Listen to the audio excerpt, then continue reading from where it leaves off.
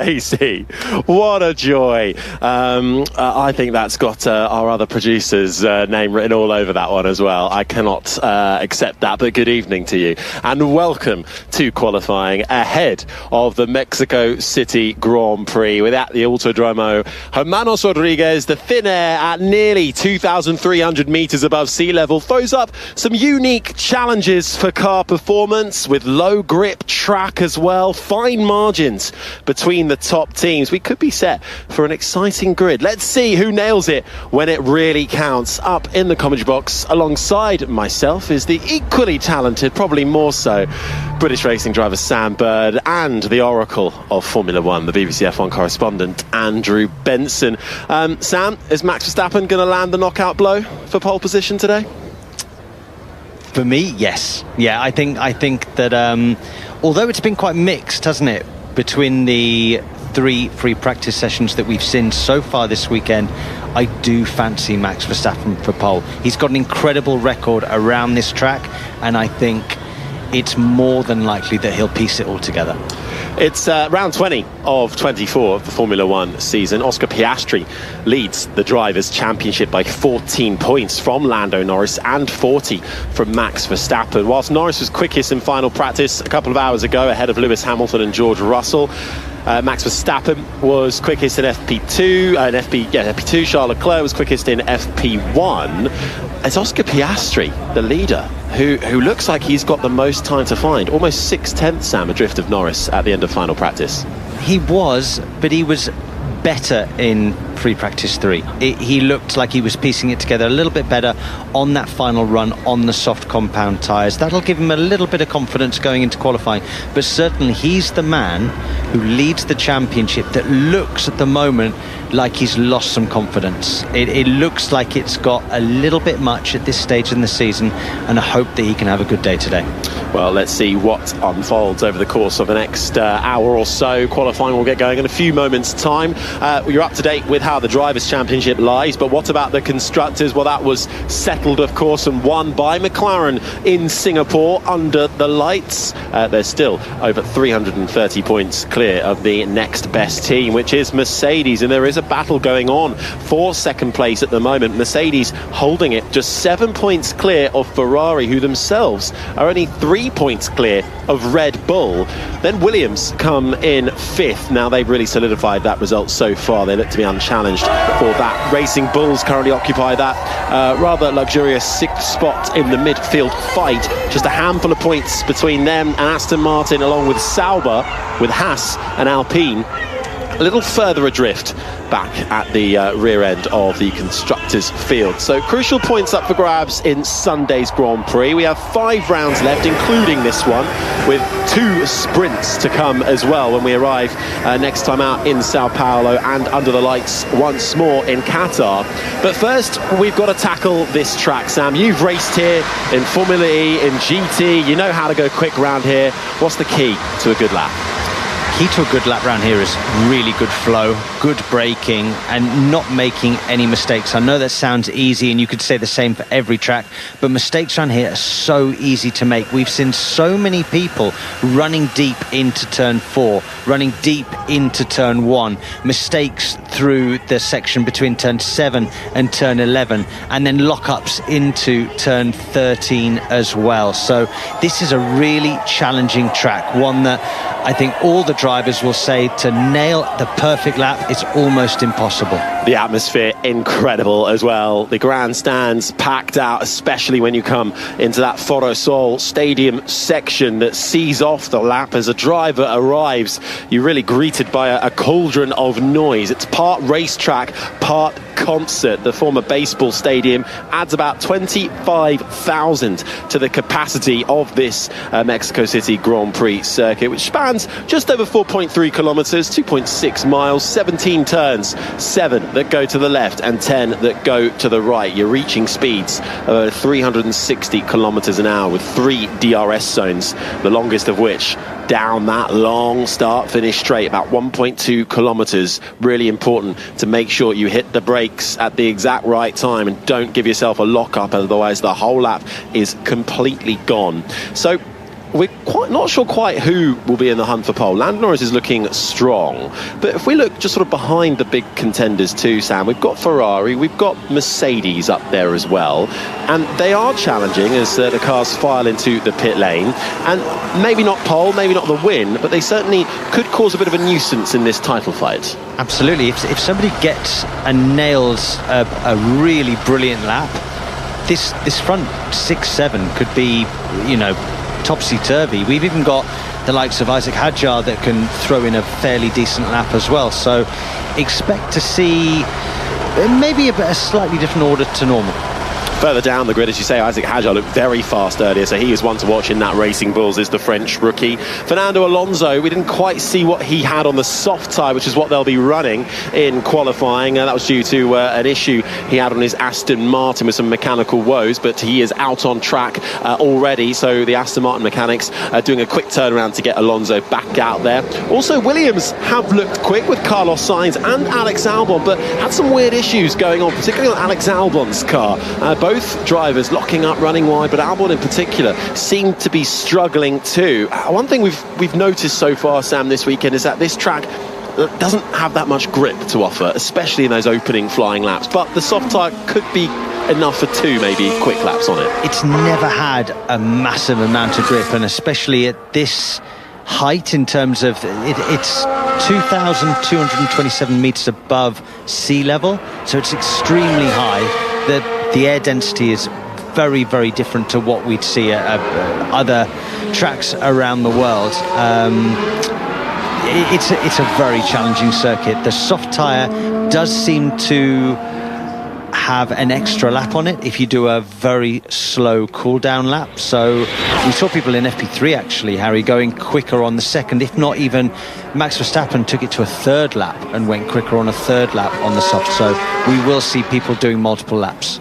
Well, we have got cars out there on the track as the sun shines over this Mexico City circuit. It's Lance Stroll that we're currently looking at the moment on his first flying lap. He's joined by the two Alpines, his teammate Fernando Alonso. The McLaren of Lando Norris emerges. The two Saubers out there, Piastri, the Ferrari of Hamilton, as they all start to file out of the pit lane with 15 minutes and 37 seconds left on the clock. At the end of this Q1 session, we'll eliminate the slowest 5 drivers. Right now, hearing the sounds of the Canadian in the number 18 Aston Martin, Lance Stroll, on the soft tyre, making his way through the S's. His teammate Fernando Alonso is already going quicker than him by a couple of tenths of a second. But Stroll making his way into the stadium section now for his first flying lap. The man who has the most Q1 eliminations of any on the grid, with 12 so far this year, and currently on a run of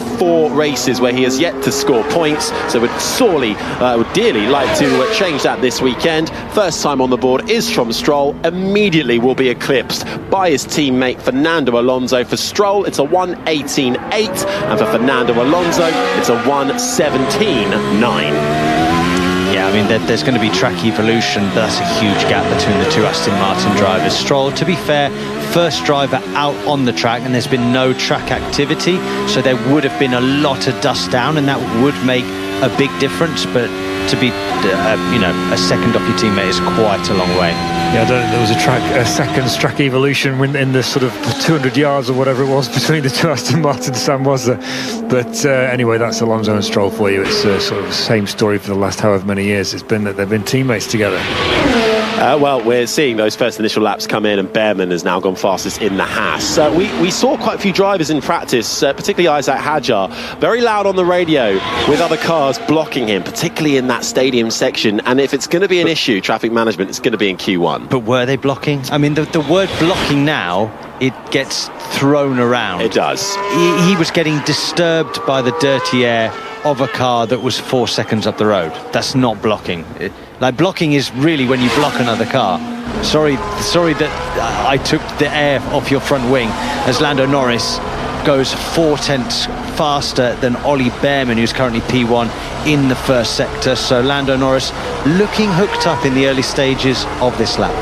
See what Piastri's got. He's 25 thousandths of a second off Bearman in the first sector, which, okay, that's a fine margin, but a McLaren should really be eclipsing a Haas. And Oscar Piastri has been struggling since the get-go this weekend. Worth reminding people that Lando Norris did miss free practice 1 in place for their reserve driver Pato O'Ward, the Mexican driver, along with 8 other rookies, got an outing in that first practice. But Norris then through turns 14 and 15, out over the bump at 16, slings it in to the never-ending right-hander as the sun beams through the buildings and the grandstands, reflects off the orange on that McLaren, loses a bit of time in that final sector to Alonso, but still goes fastest, a 1:17.147. Piastri, on the other hand, has to just control a slide coming out of the final corner and is 7/10 of a second down on his teammate Norris after their first flying runs. Yeah, and Lando had time that he threw away a little bit at turn 13, just never hooked up the apex. That compromised 14 a little bit as well. So a little bit more time that Lando can find, but so far a decent start to the session. Same as well for Charles Leclerc as he now negotiates the final corner of the track, squirms onto the throttle, and he goes second, 1.5 tenths off Lando. Fastest in FP1 to kickstart the weekend, a 2-time pole sitter as well back in 2019 and 2023 for Charles Leclerc. Continuing to impress so far this weekend is Isaac Hadjar in the Racing Bulls. He's just popped himself up into 3rd. Let's see where his teammate Liam Lawson, he's looked a bit behind Hadjar so far this weekend, but on his first lap he's about a 10th quicker and fastest of anybody in that final sector. Lawson goes 3rd.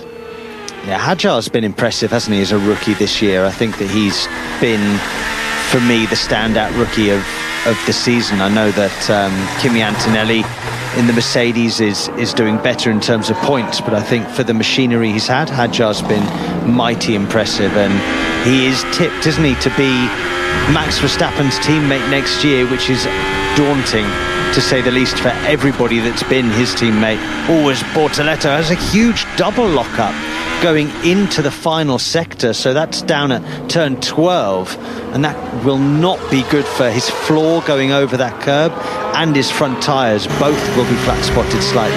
Max Verstappen has just begun a lap. He's coming through towards turn 4 now. It's the sound you can hear from the 4-time champion, who is a 1-time pole sitter here but a 5-time winner. There's half a second up on Gasly's time at the moment to get him into the top 15.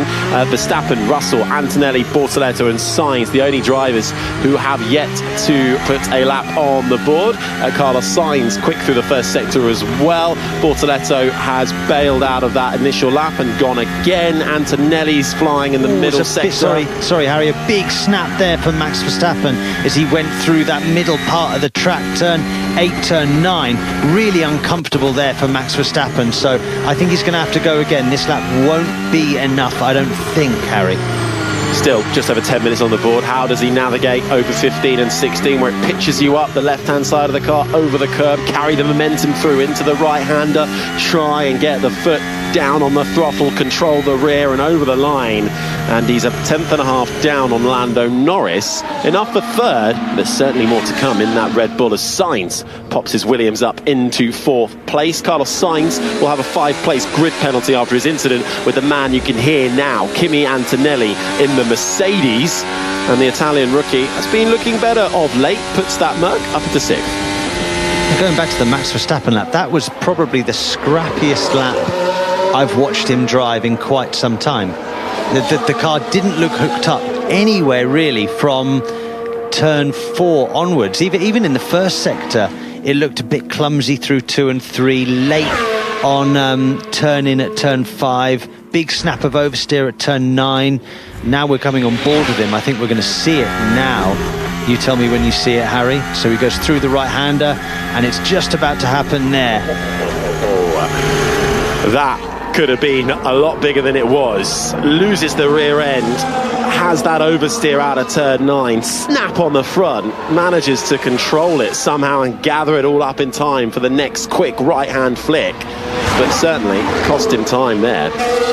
Still only a tenth and a half down though. He'll go again. Alonso's out there as well. Everybody's set a lap time now, with the exception of Gabriel Bortoleto, whose first time ran deep at turn 12, which is where Alonso is approaching now. We talk about track evolution. Ollie Bearman has just gone fastest in the Haas with a 1:17.106. So it's a mighty lap from Bearman, but I think we are now seeing the track just starting to grip up a little bit more. That could prove troublesome for the likes of those, including our championship leader Oscar Piastri, who's down in 13th after his first run. Alonso pops up into 8th, losing time in the final sector. But for Oscar Piastri, which is the sound you're hearing right now, coming through the S's, heading towards the same corner where Max Verstappen just had his moment a few laps ago, Piastri half a tenth up on Bearman in the middle sector. So interestingly, Piastri's on his second set of new tyres already in this first qualifying session. That says to me a driver in trouble. Normally, drivers in the top teams are trying to get through this session on just one set of tyres if they can. Even Fernando Alonso has just gone out on the same used set of tyres that he used before. But Piastri does improve up to third place, so that is something for him. Still 2.5 tenths down on teammate Norris, who improves to take that P1 spot once more. 2 tenths clear of Bearman. At the moment, with just over 7 minutes left to run, Tsunoda, Colapinto, Albon, Stroll and Hulkenberg are the ones at risk. Leclerc pops that Ferrari up into second. Hulkenberg is currently 20th and last. Improves, but only enough for 18th spot. As the German, who is not been in Q3 at all this year. He's had 11 Q1 eliminations. That's only one less than Lance Stroll. So Hulkenberg in qualifying in that Sauber haven't exactly gelled this year, but he has been managing to out-qualify Bortoleto for the last couple of Grand Prix. But overall, he's still been out-qualified by his Brazilian rookie teammate a total of 12 times so far this year, as Ollie Bearman, who has put in a good lap, actually, has to be said, in that Haas, gets wheeled back in from third. It's Norris, Leclerc, Bearman, Piastri and Russell the top 5, Hamilton, Verstappen, Sainz, Ocon, Alonso the top 10, with Bortoleto, Lawson, Antonelli, Hadjar and Gasly the top 15, Tsunoda down in that elimination zone, Colapinto 17th, Hulkenberg, Albon and Stroll the 20 runners in the field. If Bearman's up there in third, Harry, right now, I would say that everybody's going to have to do another lap, because you would say that the Haas is okay, it's a contender to get through to Q2, but certainly it's not all the time a contender to get to Q3. I think everybody's going to have to run again. Yeah, Bearman quickest in the final sector, so making up a lot of time in the stadium section. Albon is out there again at the moment. The Williams has been looking quick, but has it sorted out the issues that Albon was feeling from the car in FP3, locking up, running deep and struggling to really complete a lap? So I'm just looking at the tyre scheduling on the F1 app, and we can't always rely on this, Harry, but just to amend what I was saying earlier, Piastri was on a new set of tyres according to the app, but they're the same set of tyres he started the session on, so it looks like he stayed out on them all the time, whereas Bearman, according to this at least, has put on a second set of tyres to set that lap, whereas Alonso, I talked about him too, he had come into the pits, then got out again on the same set of tyres to get that 10th place that he's got at the moment. Okay, thanks Andrew. That's the BBC's F1 correspondent Andrew Benson alongside myself. Harry Benjamin is the British racing driver Sam Bird. You're listening to the last 4 minutes and 49 seconds of Q1 as we go qualifying ahead of the Mexico City Grand Prix, round 20 of this Formula One season, where we have 3 challengers for the driver's title. The man who sits second in the championship currently tops this session. The man who sits in first is currently fourth and down on time. And the man who is chasing from third in the championship is currently down in seventh. But we're going to see some quicker lap times come in. Right now, it's all about getting yourself through into Q2. We will eliminate the slowest 5 drivers in the next 4 or so minutes. That will include, if it stays as it is, Pierre Gasly, Yuki Tsunoda, Franco Colapinto, Nico Hulkenberg and Lance Stroll. But times improving as the track starts to grip up slightly. Hadjar in the Racing Bulls, the French rookie, achieved a podium in Zandvoort earlier this year to become the 3rd youngest to ever do so. rounds the final corner, having set the fastest middle sector, fastest final sector to the top for Hadjar, a 1:16.733. Liam Lawson, his teammate, following him across the line. It's personal bests, and it's 2/10 adrift from his teammate, but it's enough for third. The Racing Bulls here could be a good contender in that midfield class. That they certainly look best of the rest, don't they, outside the big teams, and they have done for large parts of this season, especially in the hands of Isack Hadjar. Great to see him having yet another storming qualifying session. Max Verstappen's out there for another run. Yuki Tsunoda too, who is in dire need of a better weekend of late, as time is nearly up for the Japanese driver to prove that he can retain not only a Red Bull seat for next year, but a seat in Formula One altogether, as he's 0.04 of a second up on Kimi Antonelli in the first sector. That's only enough to get himself into the top 15. It's not enough right now from Tsunoda, as Max Verstappen making his way through the S's. That car just looks a little bit difficult to control through the S's, and he's a 10.5 down on Isack Hadjar in the middle sector. So he's on the same set of tyres as he was at the beginning of the session. It looks like from in-car he had almost exactly the same moment, Sam, didn't it? Same corner, same exit, another wobble with oversteer, and here he is coming across the line, Harry. Round the final corner, and it's fifth fastest, 0.3 back from Isack Hadjar's Racing Bulls, which tops the session.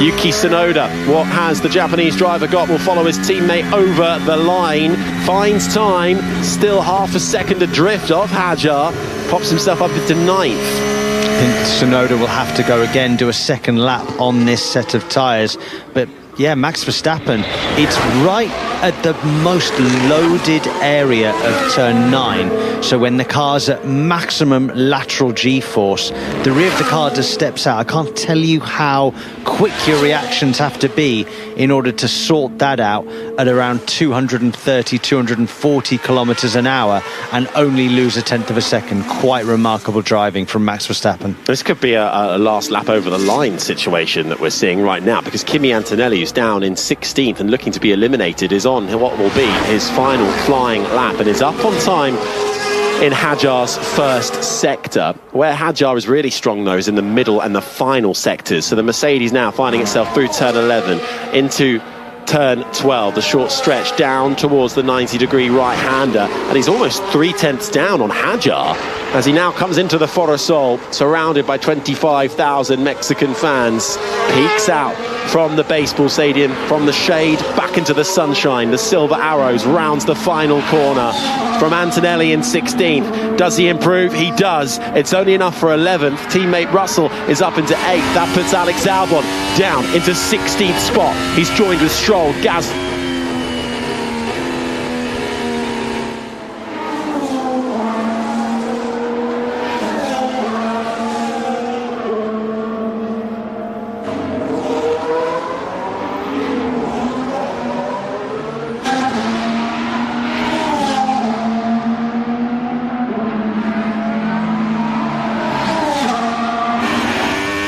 Will he stay there? Alonso is now at risk, and he finds himself down in the bottom 5 from a lap after Hulkenberg pops his Sauber up into 11th.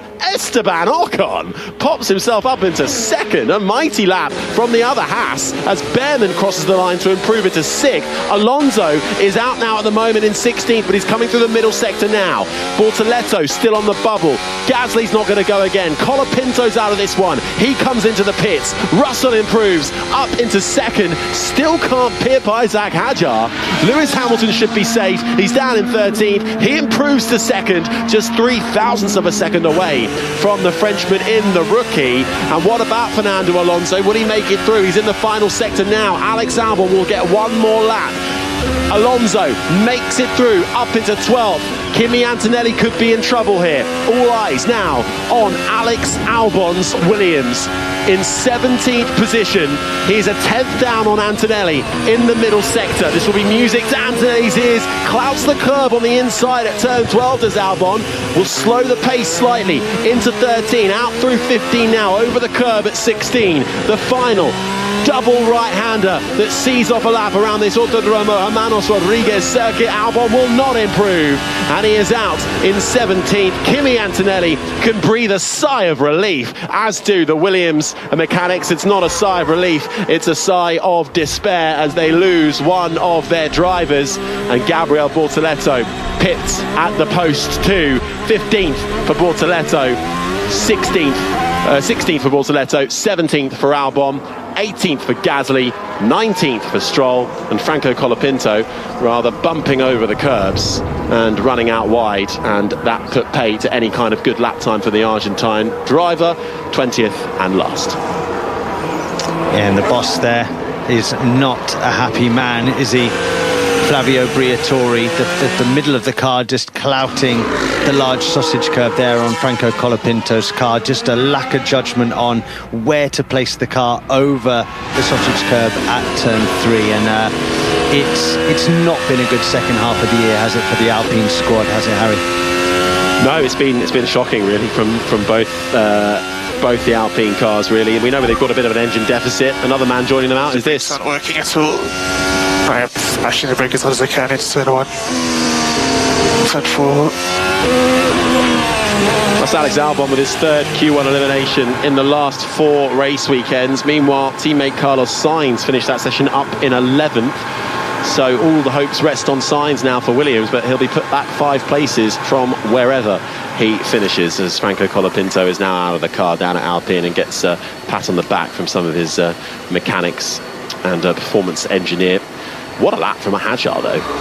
Top the session. I know it's only Q1, but it's impressive. I bet you can't wait to get into a Red Bull. He's really making the case now, isn't he? If he hadn't already had Isaac Hadjar, just 21 years old, from Paris, 9 Grand Prix points finishes so far, the 5th youngest on the podium. I think I said 3rd earlier. 11 Q3s he's made, more than any driver outside of the big top 4. And this was where he made his FP1 debut back in 2023, Hadjar, where I believe he was overwhelmed to be sharing the same bit of track as Lewis Hamilton. And those two have developed quite a nice friendship off the track as well. And it was Hadjar and Hamilton 1 and 2 at the end of that session. Ferrari looking a little quicker of late. Yeah, we've seen that over the course of the free practices as well. The Ferrari looks really compliant on this track. All the other cars, they can be quick, if not maybe slightly quicker than Ferrari at times, but the Ferrari looks like it's able to place the car more consistently than others, especially in the hands, I've got to say, of Charles Leclerc. Lewis at times has looked like he's missed braking points and had a little bit of understeer and even a little bit of push in the car into turn 1 and turn 4, but in the hands of Charles Leclerc, it's looked like every lap he's able to do the same thing.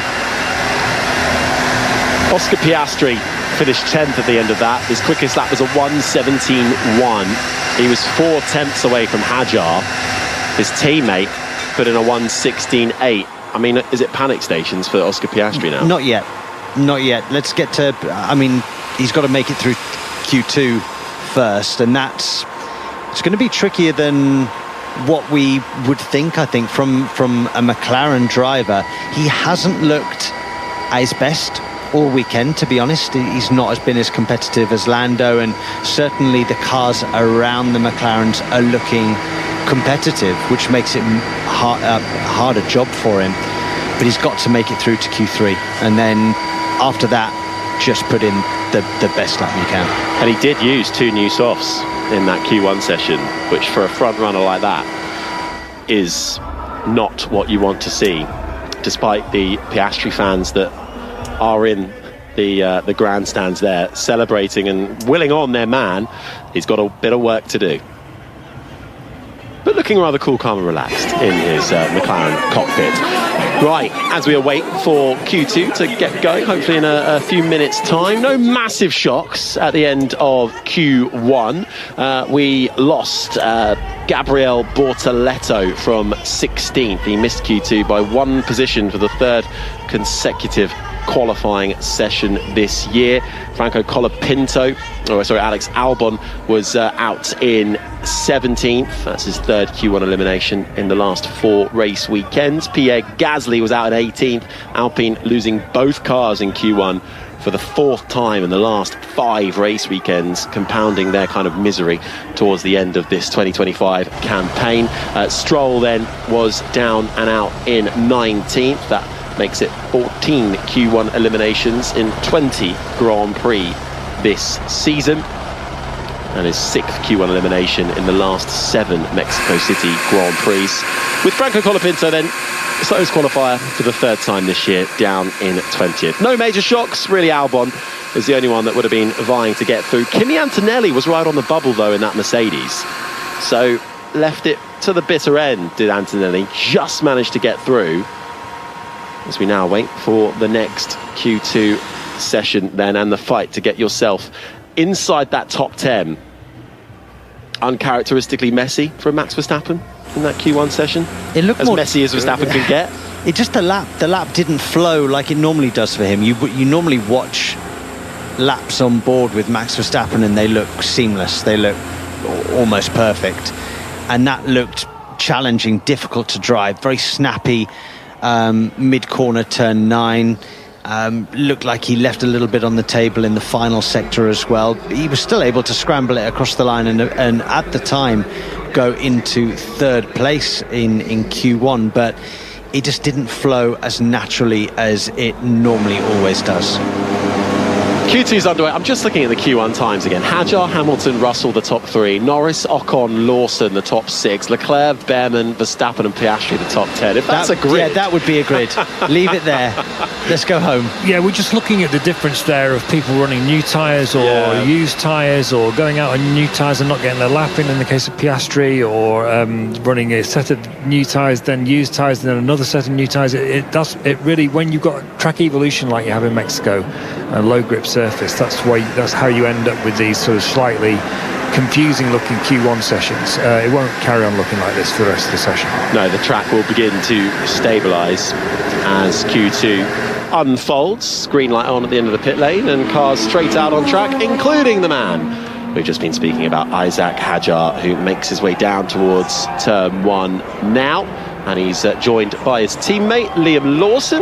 So Hadjar was pretty strong in those final 2 sectors, where we can see a bit of track evolution. Norris was fastest in sector 1 at the end of Q1. Just the 2 Racing Bulls at the moment out on track, as the rest sort themselves out in their garages. Well, considering how quick he's been, I'm surprised he's first out on track, given what we've seen with this circuit in track evolution.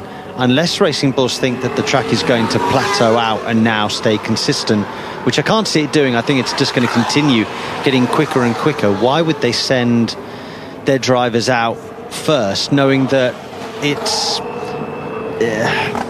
a disadvantage? Would you rather get your banker lap in? Yeah, no? I suppose you're going to go out on a second set, aren't you? So it's not the end of the world, but yeah, I would have waited. Let somebody else, let's say, slightly clean the surface. Well, they are out there, but they have now been followed by the 2 Ferraris. Max Verstappen's out there too, so they are now coming out, but Hadjar's certainly leading the queue of drivers. Hadjar's just coming through the Forosol at the moment, so we'll see what he's got in a couple of minutes' time on his first flying lap in this Q2 session. Reminder, we'll have no Bortoleto, no Albon, no Gasly, no Stroll and no Colapinto, who all fell at the first hurdle in Q1 as Hadjar gets up to speeds of over 340 kilometers an hour before he slams on the brakes for turn 1, down through the gears, 3rd gear through turn 1, a right-hander, then it's a quick jaunt to the left, take a bit of curb but not too much, fly over the exit curb at 3, then you get another dose of DRS in the short drag down towards turn 4, flying between the tree line as he hits the brakes again into the left-right complex of turn 4 and 5. The Ferrari of Charles Leclerc gets nicely out of the way. Hadjar now turns back on himself out of the double right-hander of turn 6. Now we get into that middle sector of S's. Fast, flowing, technical, so easy to make a mistake, so easy to have a bit of oversteer, send you wide. Hajar navigating it well so far through the left-hand flick of 11, which pitches you out down another short straight. More DRS into the braking zone of the 90-degree right-hander of turn 12. Now into the stadium section, onto the brakes, through the left-hander of 13. Pitch yourself over 14, catch the curb on the exit at 15. Set yourself up nicely for the arcing right-hander of 16 and 17. Over the line for Hajar, and it's his first lap time and the first lap time of Q2, a 1:17.137. And Lewis Hamilton already eclipsing Hajar in the first sector by nearly 0.3 of a second. The 7-time champion who has looked a little more comfortable in that Ferrari, almost sliding on those soft tyres out of that turn 6 as he now tries to hold on through the S's, and already that sector 1 time has been taken away by Max Verstappen, who is flying. Yeah, rear of the car complaining underneath Lewis Hamilton. Max Verstappen flying in sector 1, and this is what I meant about the track evolution. Isack Hadjar first out on track, quickest in Q1, but already 3.5 tenths down to Max Verstappen in the first sector, 2.5 tenths down now after 2 sectors. So okay, not the end of the world, but there is definite track evolution. Hamilton pops into second. Hulkenberg's gone top at the moment. Verstappen fastest in the first sector. Leclerc fastest in the middle sector. 4 tenths up on Hulkenberg. Verstappen now to the top of the times, into the 1:16s with a 1:16.824. Norris is on his flying lap as well. The Monegasque Charles Leclerc to the line next in his scarlet red Ferrari. It's his turn to take over at the top with a 1:16.6. As Lando Norris completes sector 1, a 10.5 up on Leclerc, and takes the first sector. Spoils, but they'll need to keep it together for the rest of the lap. Looked like he ran a little bit deep into turn 4, Harry, and then compromised turn 5 and the exit from 5 to turn 6. So I'm not sure what this middle sector is going to be like. He might have just squandered a little bit of lap time. Piastri not as quick as his teammate in sector 1, 27.4 for Piastri. 4 tenths down on Norris in the first sector alone, and hemorrhaging lap time right from the off. Norris now into the final couple of corners, bounces over that curb. It doesn't look like a particularly smooth ride in that McLaren, but rounds the final corner and he goes fastest, 4 tenths quicker than Charles Leclerc. But Piastri at the moment doesn't seem to have the pace to match his teammate around the final corner. Where's this going to put the Australian? He's a second off his teammate.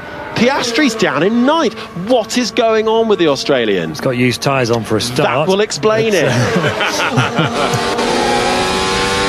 That is, though, the perils of this track. You want to start on a used set, and because he used up both softs in Q1. Well, exactly. That's why he's had to use the used set now, so that he can bolt on a new set at the end of the session. Now we go on board with Liam Lawson.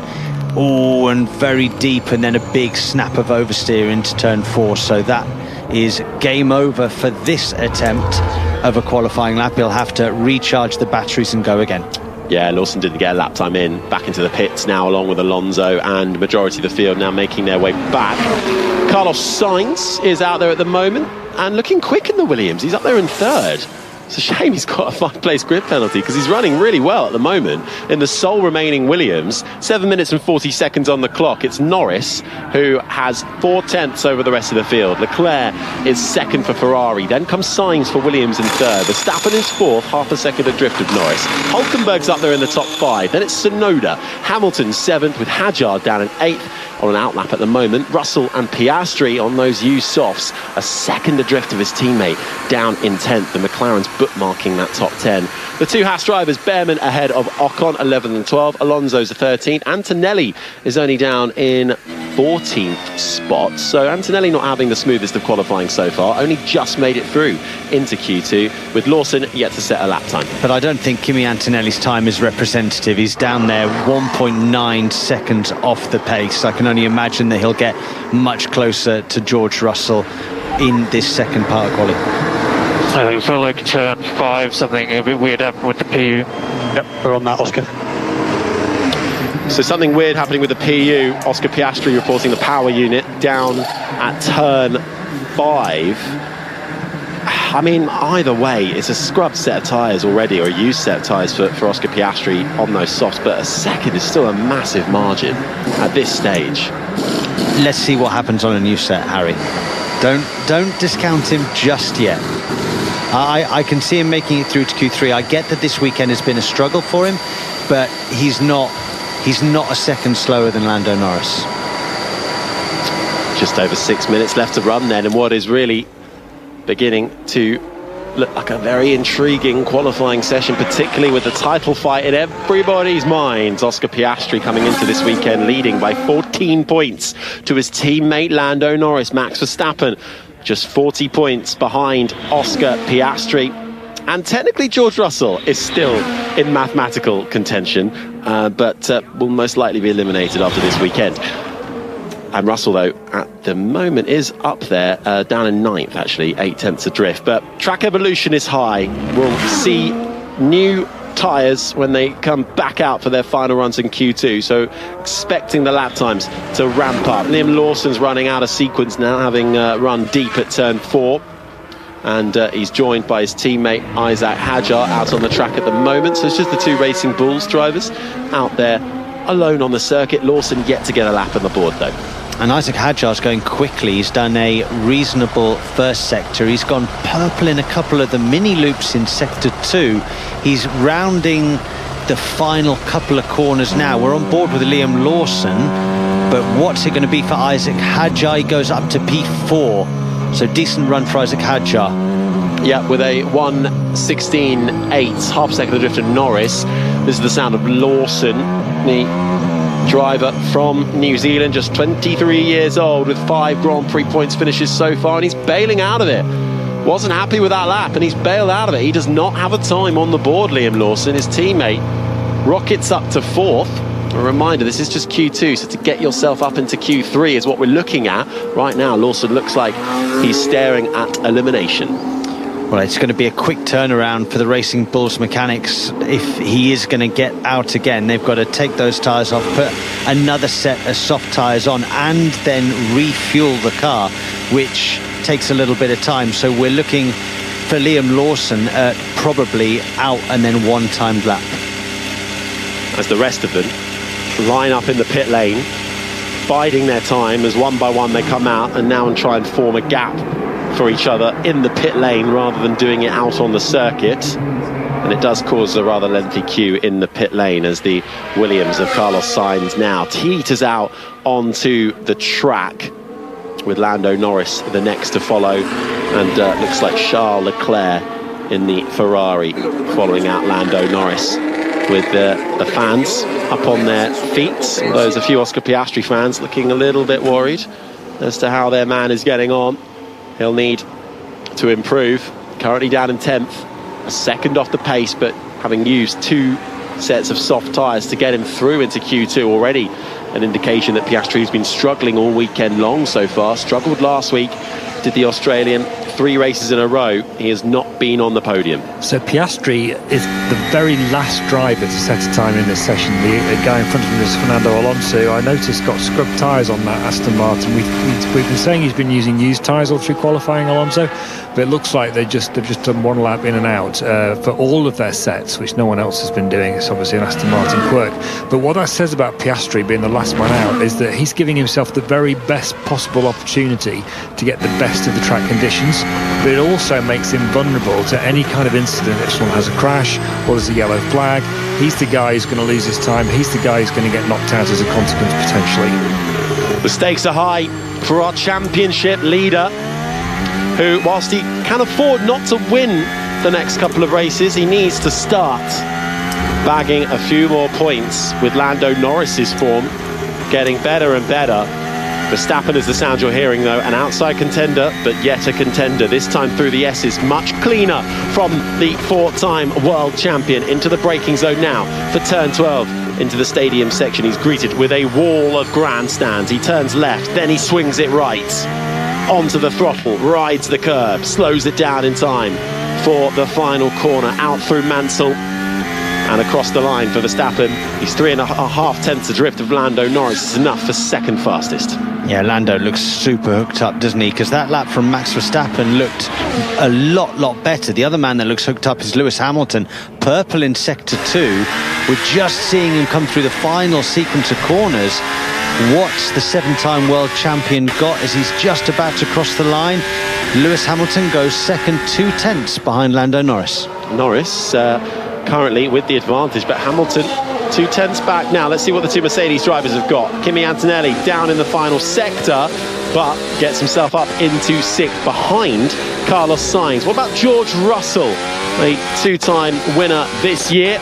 To the line, 3rd fastest for the British racer. That puts Hülkenberg, Tsunoda, Piastri, Alonso and Lawson all at risk. Piastri now is coming into the middle sector as Sainz flies up into the top 5.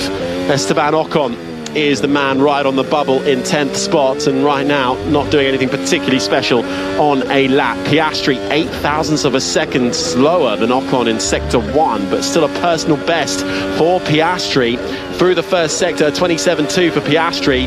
He's still 2 tenths down on Lando Norris through the first sector alone. Piastri waiting right to the end here, leaving himself vulnerable to making a mistake, to any other drivers making a mistake and causing a yellow flag. Tsunoda pops up inside the top 10. Piastri finds 0.5 tenth of a second in the middle part of the lap, just enough at the moment to get himself through, but he'll be desperately trying to find more time in just a couple of corners. Alonso won't do it. He goes across the line in 13th. The man in the championship who leads, Oscar Piastri, round the final corner. Is it enough? It is, but it's 7th. And it's nearly 0.5 second away from his teammate Norris as the checkered flag is out. Liam Lawson takes the flag and does get a lap time in, but doesn't improve. So out of Q2, Yuki Tsunoda 11th, Esteban Ocon 12th, Nico Hülkenberg 13th, Fernando Alonso 14th, and Liam Lawson in 15th. Yeah, that must have been a hard wait for Isaac Hadjar in the pits there as he's just about scraped through into Q3. He obviously did that time quite a bit earlier on in the session when everybody else was in the box getting serviced and getting new tyres put on their cars. Zero grip. Zero grip for his teammate Liam Lawson there. But yeah, Yuki Tsunoda eliminated, not what he would have wanted. Difficult day at the office for him. And Piastri, well, just about made it through, didn't he? So well, compared to a second of being adrift on used tyres, stuck some new ones on, found 0.5 second, but still 0.5 second. Halfway there. You think he's got another 0.5 second in him for Q3? Not this weekend, no. Lando's looked much more comfortable around this circuit this weekend. Oscar's looked void of confidence around this circuit and has pretty much been 3 to 4 tenths off Lando whenever Lando's done a reasonable lap. 0.5 second is an absolute chasm around one of the shortest circuits on the calendar. Here's Ben's radio. Okay, yours free, Ollie, good job. Yeah, it's another really strong qualifying performance from Ollie Behrman, I have to say, in the Haas. He did really well in Austin last weekend as well. He's doing Esteban Ocon on the head-to-head so far in his rookie season, which is it's a very strong performance. But back to Piastri, I mean, it's almost inexplicable that he's lost this much pace, Sam. It doesn't make any sense. You know, there's something really wrong has gone, and you can only think it must be in him somehow. Yeah, it'd be interesting to see what he says at the end of this session, if McLaren say anything as well. But I've never been in this position. Not many people have. It's got to be quite a lot of weight on your shoulders when you're leading the Formula One World Championship with 5 races to go. You're in your 3rd season of Formula One. It's a lot to contend with. And it's easy for us to say, well, yeah, but other people have dealt with it. Other people have, but it's still a lot to contend with. It is. I completely agree with that. But the thing that for me is, it's the and I accept, of course, this is the most. It's it's an incredibly intense environment. Formula One, it strips people bare. You can't hide. All of the stuff we already know. The psychological aspect of it is so important. But for me, what's so interesting about what seems to be going on at the moment is that Piastri's been so calm and collected for so long. It was his signature, until just 4 races ago, and suddenly, like a light switch. I guess it's been a progression in a way. Monza didn't go so well. He got beaten by Norris there, but they were reasonably closely matched. Baku, he had a terrible weekend. Maybe that's where it went wrong. He had that bad weekend in Baku, and that must have come from somewhere in itself. All those mistakes he was making, 3 crashes and a jump start in one weekend. Maybe that's what's undone it psychologically. And presumably it's the same chassis as Baku? I don't know. I do know that last weekend Oscar Piastri was asked, have you asked for them to change the chassis? And he said that they hadn't done, and he hadn't done, no. I mean, it's an interesting point, because it is since the Baku weekend where we just believed that was a blip, didn't we? We thought, right, he's just had a bit of a stinker of a weekend and he'll come back. And at that point, he had quite a big gap in terms of points, and since then, having said that, he did out-qualify Norris in Singapore. Jolyon Palmer was saying on Thursday that Norris would have qualified ahead had he not made a mistake at the final chicane. My argument to that is, if you make a mistake, it's because you're pushing too hard and you've gone over the limit, and you can't do the lap time that it looked like you could do by definition. So he did qualify ahead in Singapore, and then obviously they had the little collision in the first corner where Norris squeezed past. But certainly the last 2 weekends in Austin and Mexico, he's definitely off the boil, Piastri, and they're going to be, if it carries on like this for the rest of the weekend, I would imagine there'll be some head scratching and some pretty deep diving back at the MTC, the McLaren Technology Centre, in the week gap they have between getting back from Mexico and going out to Brazil for the next race, to see if they can work out what on earth has been going wrong for him.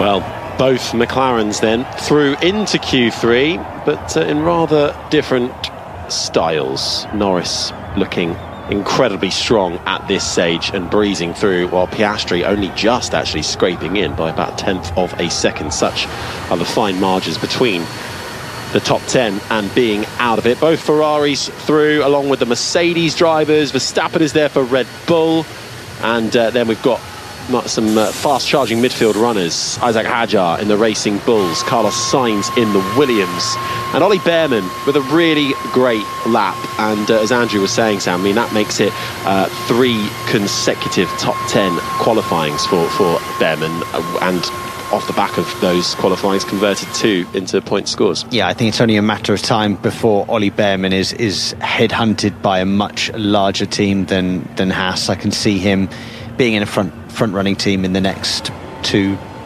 years. I really do. And Isaac Hadjar looks like he's heading to a bigger team next year. He's got a lovely tribute to Alain Prost on his helmet, who won here in, was it 1992, Harry? 1990. 1990. I mean, Harry wasn't even a thing. It's 7 years before I was a thing. It's celebrating what was arguably Alain Prost's greatest drive, which was, he started this race in 1990, in 13th on the grid. Exactly right. Well done, Mr. Geek Boy in the middle there. You win. And finished first. And obviously the people he passed that day were not insignificant. Ayrton Senna, Nigel Mansell, Gerhard Berger.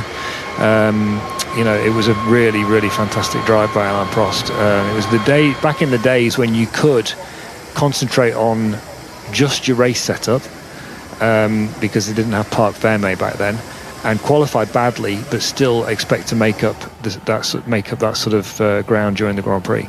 Isaac Hadjar, the French rookie, running a tribute helmet for Alain Prost this weekend too. Worth saying, by the way, that car that Prost drove, the Ferrari 641, it's arguably the most beautiful Formula 1 car of all time. It was in the Metropolitan Museum of Modern Art in New York for a time. Did not know that. And if anybody's interested, there's loads of Ferraris pounding around this weekend at Mugello, because it's the Finale Mondiale. Have you ever done that? Of course I've done the Finale Mondiale, yeah. Of course. So have I. You've done the Finale Mondiale? What, commentated? No, I just went along for a bit of fun. Oh, okay. So there's, if anybody's interested, Ferrari each year hold a thing called the Finale Mondiale, where the Corsa Cliente Formula One program drives all the wealthy gentlemen get to drive their Formula One cars and FXXs, FXXKs, and there's the Ferrari Challenge programs from all around the world. I have to say, I thought that was the most hilariously named car in the world, isn't it? The FXXK. I've driven one, and they are absolutely bonkers. I bet they are, yeah. They are absolutely wild. It's almost like Great that's fun. the word you're saying when you drive it, right? You can't hear yourself think when you're driving it. It certainly is an experience, that Finale Mondiale, and for all things Ferrari being done in a very Ferrari manner as well. Right, engines firing up once again. Q3 about to get underway, or it is underway. Green light on, 11 minutes and 5, 4, 3 seconds to go. We have lost Yuki Tsunoda from 11th. He missed out on Q3 by 12 thousandths of a second. Ocon from 12th. That will still be his highest starting position since Belgium 7 races ago. Still out-qualified, though, by teammate Behrman. Hulkenberg is 13th. That's his lowest ever qualifying position in Mexico. Alonso, 14th. That's his worst Mexico City qualifying since 2017, with Lawson out-qualified now 13.5 by Hadjar this season, who is in to Q3.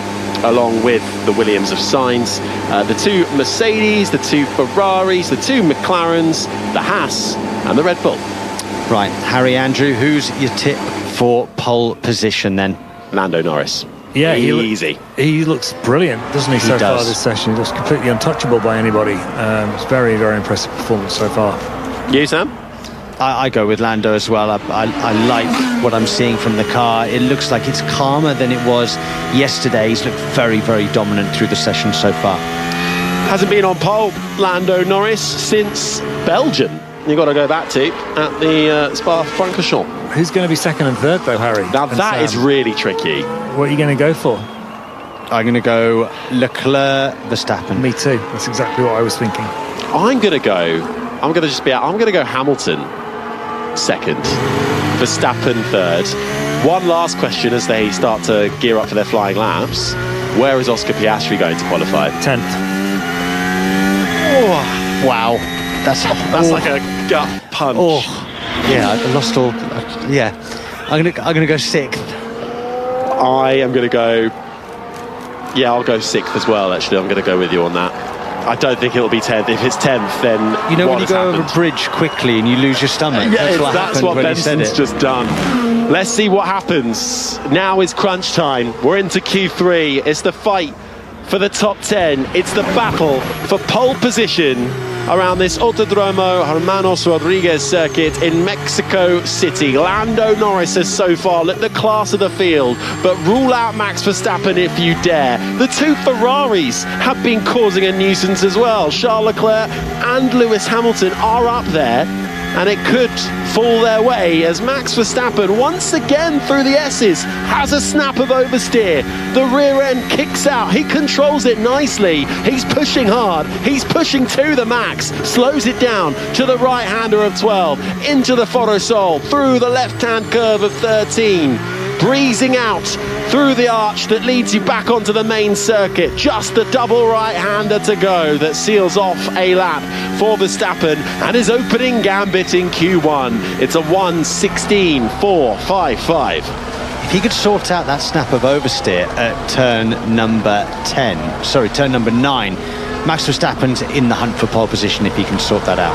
Lando Norris, fastest of anybody through the middle sector, and the final sector eclipses Verstappen by nearly 0.3 of a second. Behrman's gone third for Haas. Piastri, crucial laps for the Australian then. His first flying lap. What's he got? Fastest of anybody in the final sector. That's probably the best lap from Piastri we've seen all weekend long. He's still adrift though by about 0.3 of a second. Piastri in third. And Charles Leclerc purple in sector 1. Obviously he hasn't done a lap time yet. This could be extremely exciting as well. He's 1.5 tenths up on Lando Norris right now. Charles Leclerc looking to go provisional pole after the first runs. What's he done? Hamilton, I was just looking at the other Ferrari, he's popped up into second. I was following Hamilton instead of Don't worry, Leclerc. Sam. Hamilton's 2/10 adrift in second. Has Leclerc got any more to offer? He has! Leclerc to the top by over 1/10.5 to Lando Norris on the first flying laps of Q3. Antonelli's Mercedes flies over the line and puts it into sixth spot. But what about George Russell? Last time to see from our 10 drivers that remain in qualifying, Russell sixth fastest, a couple of tenths clear of Antonelli. Mercedes don't seem to be in the fight for higher positions right now, and having to just sit behind the two McLarens, the two Ferraris, and the sole remaining Red Bull of Max Verstappen. But Charles Leclerc has laid down a marker in this first flying lap of Q3. What a lap. 2 tenths quicker than Norris, 5 tenths nearly quicker than his teammate. 4 tenths, sorry. He is the king of qualifying, isn't he, Charles? Well, I've said all along he's looked confident and comfortable in that car, and the Ferrari I've been saying is looks really compliant around this track. It looks like it's good to drive. Other cars look as quick, if not maybe even at times slightly quicker, but he looks like he can place the car exactly where he wants all the time, and that's exactly what you want on a track like Mexico. Great job by Charles Leclerc. Fantastic work from Charles Leclerc, who has a pole to his name this year back in Hungary, but is a 2-time pole sitter around this Mexico City circuit, as George Russell reports his rears being absolutely nowhere, the rear tyres not working for that Mercedes. That'll be a tyre temperature thing, I would imagine. He's not got them into the right window on the outlap. Don't know whether it was traffic or whatever, but that's usually what happens usually what that means when a driver has one set of tyres or one part of their set of tyres not working for them. Right, everyone back into the pits. We have the obligatory lull in proceedings while they change tyres, and we'll have one final flurry of it. Leclerc, though, on provisional pole, ahead of Norris by nearly 0.2 of a second. Hamilton in third, Verstappen fourth, Piastri better, but still nearly half a second away in fifth. Russell and Antonelli, the two Mercedes, follow. Then Sainz is eighth. He'll be docked 5 positions for his actual grid start for a penalty for crashing into Antonelli last time out in the US. Hadjar ninth, with Ollie Behrman bringing up the rear in the top 10. If that was the grid, I don't think Piastri would be massively disappointed with that as a final grid, because Verstappen only one place in front of him. The only worry would be Lando in second, if Lando Norris were to go and win the race and Verstappen and Piastri were to finish fourth and fifth. Obviously Lando Norris would be leaving Mexico as the new championship leader, but it would be better in terms of the Verstappen train. It's a result for Piastri, considering his weekend so far. I mean, I was kind of half joking when I said he was going to qualify 10th at the beginning of the session, but that sounds like backtracking to me. No, it's just, I mean, he was never going to beat a Williams, never going to struggle. You wouldn't have thought to beat a Williams, a Haas and a Racing Bulls, would you? But I did think he would be having problems with the Mercedes, and he still might, because he's only, what is that? It's less than it's just over 200 quicker than George Russell. If George Russell can get those rear tyres in the window, then he could threaten Piastri there, and that is an interesting statistic that Sam just did off the cuff there, that if Norris wins the race and Piastri finishes fifth, then Norris is leading the championship again for the first time since, I think it'd be April probably. Yeah, I think he last led the championship in Saudi Arabia, which seems like an awfully long time ago. Round 5 that was. We're going to go again though, with 3 minutes and 15 seconds on the clock. I suppose the other thing to bear in mind is for Piastri, if he was to start in fifth on lap 1, you can get a good slipstream effect down towards turn 1, so you can make up quite a bit of ground by the time you get to the braking zone. Yeah, more often than not, actually, the pole man here doesn't necessarily lead going on the exit of turn 1. So that's something to think about for tomorrow's race, Harry. Yeah, and if you are that leading car, you're almost at a bit of a disadvantage, because you're punching a hole through the air and you're giving everybody else a tow. Absolutely. In the days where the Mercedes was the dominant car in qualifying and Max Verstappen would qualify second or third, Max Verstappen would always be threatening or leading this race in particular after the first lap, due to that due to the aerodynamic and the slingshot effect going into turn 1. Right then, take your picks for pole position. Charles Leclerc currently has it provisionally, sitting pretty in P1, but Lando Norris has been quick from the get-go, even missed out FP1, didn't waste any time in free practice 2. Lewis Hamilton is up there, Max Verstappen also looking quick. Piastri finding a little bit more time, but struggling. Charles Leclerc with 27 pole positions for Ferrari before today, the second most in team history to Michael Schumacher's 58. But for Charles Leclerc, from those 27 pole positions, only 8 have been converted to race wins. It's not the best conversion in the world, but it hasn't always got his way. Could Charles Leclerc this weekend try and reverse Ferrari's fortunes of a win this season? We've still got a way to go before we can answer that question, and I wonder if McLaren might well put pay to that conversation in the first place. Piastri down through turns 2 and 3 now, flies over the curves. Important final flying lap. How much will the track have evolved as well? Fresh set of boots on for Piastri as he heads down towards turn 4, the left-hander. And he's improved on his sector 1 time, but still 1/10 off what Charles Leclerc was able to do. Now this has got to be 2 of the best sectors of his career so far. Oscar Piastri on the ropes in this championship hunt at the moment. He's got to fight back. He's got to throw some punches now as he swings it through the middle part of the lap. Lots of curb on the inside of turn 8. Now he's through down towards turn 10. Only 1.5 off Charles Leclerc, so not the end of the world. This has been a challenging weekend so far for the young Australian, but he is trying his best to find time, to find something in this end part of this championship. Piastri looks right on the ragged edge. He improves up to 3rd position, loses time in that final sector, but let's see where the others unfold. Norris fastest of anybody through the first sector. Can Verstappen challenge? No, he can't, but he's less than 1/10 away from Charles Leclerc. He pops himself up into 2nd, Norris 3rd now, Piastri 4th, but Norris is nearly 3/10 up on Charles Leclerc. And the fight for provisional pole, Isaac Hadjar crosses the line, improves up to 6th. Lando Norris is flying. Charles Leclerc right now isn't quite doing enough. Lewis Hamilton through the middle sector now too.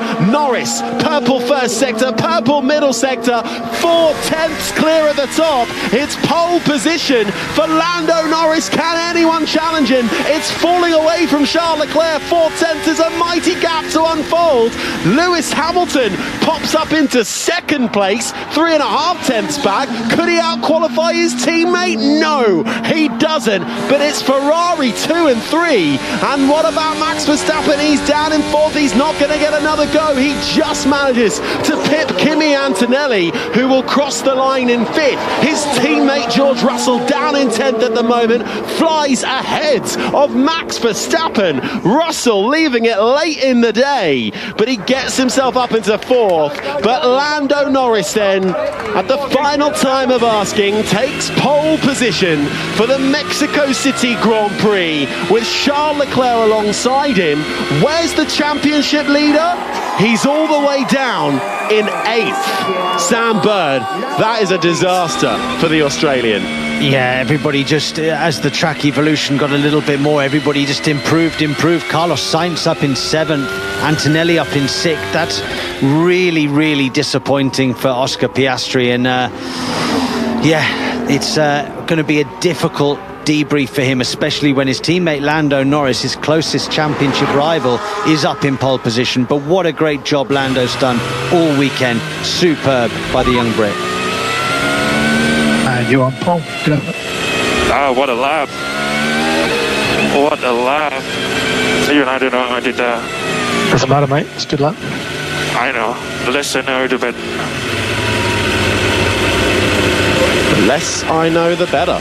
From Lando Norris as he takes his 5th pole of the season, his 14th career pole. And we're getting pictures of Oscar Piastri walking to get weighed, looking rather forlornly.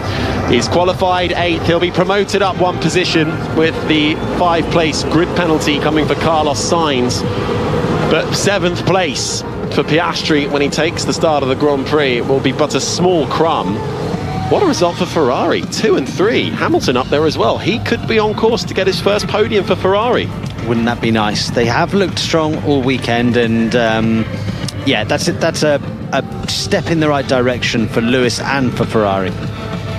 What a lap, though, from Lando Norris, who takes pole for the Mexico City Grand Prix. He'll start alongside the Ferrari of Charles Leclerc, with Hamilton tucked in behind in third. Russell and Max Verstappen, the top five. Antonelli sixth, Sainz seventh, but he'll be docked 5 places. Piastri eighth, Hadjar ninth, Behrman inside the top 10. And that is how qualifying has gone here in North America, as we've travelled just 750 miles from last week's venue at the Circuit of the Americas in Austin, south as the crow flies. Lewis Hamilton gets out of his Ferrari, and that will be his best qualifying of the year in Grand Prix terms. Of course, he was on sprint pole for the Chinese weekend, but that is his best qualifying in a Grand Prix as a Ferrari driver, with 5 races and 2 sprints left to go. McLaren surrounded, that papaya surrounded by a scarlet red duo of Leclerc and Hamilton. And a wry smile as well from Charles Leclerc there. Best of the rest, well, I suppose it was Carlos Sainz, who will go down to about 12th position, I think, and lose out sadly. But that Williams certainly looking quick. That will put Yuki Tsunoda up inside the top 10 when we come to the Grand Prix on Sunday. But good news for Lando Norris then when it comes to the championship, but we've still got 71 laps to navigate tomorrow, Sam Bird. I can guarantee you that that won't be the order after lap 1 as everybody charges into turn 1. We always see something happening at turn 1, don't we, Harry? So very excited to see what goes on during the Grand Prix tomorrow. Well, the problem is Piastri's in that danger zone now, isn't he? He's in that crunch zone. Oh, the jungle. He's in the jungle. He's deep in the jungle. He'll have Hadjar, Behrman, Tsunoda, Antonelli all surrounding him. And while, yes, he'll get a benefit of slipstream, really, you kind of wanted to be 5th or 6th if that was going to be damage limitation. The last thing he needs is to get tangled up with somebody and lose a front wing or get a puncture. He just needs a clean race where he can drive away towards or at the front. But when you're starting in 7th place, very difficult to do that, you know, especially the first stint. He's going to be tucked behind somebody in dirty air. He's got to make quick progress in the early phase of the race and then stick with the lead group. Well, let's hear from our qualifiers. They're speaking with IndyCar driver James Hinchcliffe. And we're here with the top 3 for the Grand Prix tomorrow: Lando Norris, Charles Leclerc, and Lewis Hamilton. And we'll start with you, Lando. 14th pole of your career. First pole for McLaren here at Mexico City since 1990. And in a season where the gaps have been pretty tight in qualifying, that was a monster lap for you in Q3. Can you just talk us through it? Yeah, thank you. I mean, I'm happy to be back on pole. It's actually been quite a long time, so a good feeling. The lap, I don't know. It was one of those laps where you don't really know what happened. It felt decent, but then when I crossed the line and saw a 15.5, I was very pleasantly surprised. So I've been feeling good all weekend, especially from today, like FP3, Q1, Q2, Q3. I got a little bit nervous of the Ferrari in Q3 at the end, but I pulled it out when it landed, and I'm happy because of that. You talk about it's been a minute since you were on pole. Last time was in Belgium, and you said then pole is sometimes a disadvantage there. We've got the longest run down to turn 1 of anywhere on the calendar here. How much sleep are you going to lose tonight going through all the different scenarios of what could unfold on that run down to 1? Not a lot. I mean, I've not been sleeping well lately, so maybe that's the key to it all. But I won't. I've had some good races here in the past, so I just focus on what I can control, and that's all I can do. All right, well, don't go anywhere. We're going to come back to you. Charles, congratulations. Front row start. Great run for Ferrari. It's been a track you guys have been competitive at, but at a track where the surface grip is so low, the downforce is lower than anywhere else that you guys run. How difficult is it to not overdrive when you're trying to push 10/10ths on a qualifying lap? It's very difficult. This qualifying is very, very difficult. because there's very little grip, so the car is sliding a lot, and in order to put everything together, it's very tricky, but I'm pretty happy with the job we've done. I don't think there was much more in the car. There's a bit here and there, as always in qualifying, but very happy with today's performance. It's been a year since this race, last year since Ferrari last won a Grand Prix. How much would it mean for you to bring home a victory tomorrow for the team? It will mean a lot, so we'll do everything in order to get the first place into first corner and then see what's possible. Okay, and Lewis, P3 on the grid. This is sometimes a race where being P3, you get that double draft. It can be a bit of an advantage.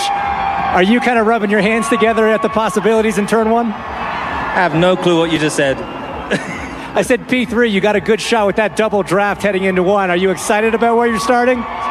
I still didn't understand. But you know what? Let's ignore that. No, wait. Let's talk about the fans. I'm really happy. Thank you so much, everyone. I'm honored to be up here with Charles and with Lando.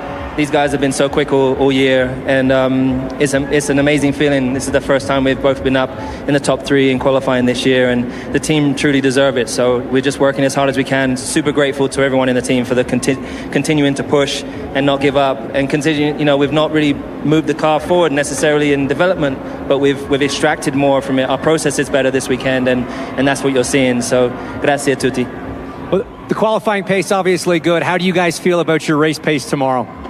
Well, it's hard to obviously beat these two guys today, but I'm in the P3 is kind of the perfect spot actually at this track. So I'm hoping I can make the most of that at the start. I think our race pace is not too bad. I think it's difficult to know really, but I'm really hoping, you know, with this crowd, I know there's gonna be an amazing crowd there tomorrow, so we'll try and give it a good race. So. Yeah, I was standing in the stadium during P3, and every time you went by, that place erupted. I know a lot of people will be cheering for you tomorrow. Best of luck. Lando, we'll just finish with you. Crucially, in the championship battle, you've qualified against both drivers that you're fighting against. Tomorrow, is it more focused on collecting points and staying ahead of them, or is it just all about going for the win? No, I'm here to win, and I'll be looking forward. I know I'm going to have some quick guys behind me, and it's a long run down to turn 1 and so forth, and the race pace from the Ferraris is normally very strong, so I'm expecting a battle. I'm not expecting it to be easy, but no, eyes forward, and I see how much I can win by. All right, well, let's see what you can do. Best of luck. Your top 3 for the Mexico City Grand Prix: Lando Norris, Charles Leclerc, and Lewis Hamilton.